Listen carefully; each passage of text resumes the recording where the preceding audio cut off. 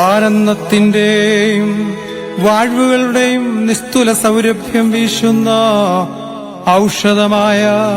വാടാത്ത പനിനീർ പുഷ്പമായ മാതാവേ,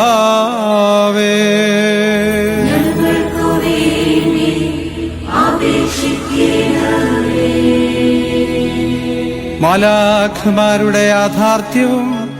നിബിയന്മാരുടെ പ്രശംസയും ശ്ലീഹന്മാരുടെ സന്തോഷവും സഹദേന്മാരുടെ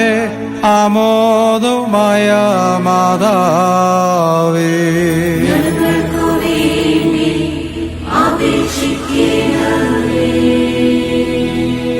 വിശുദ്ധിയുടെ ഉറവിടവും നിർമ്മലതയുടെ നീരൊഴുക്കും കന്യാവ്രതത്തിന്റെ മുദ്രയും പരിപാകതയുടെ മാതൃകയും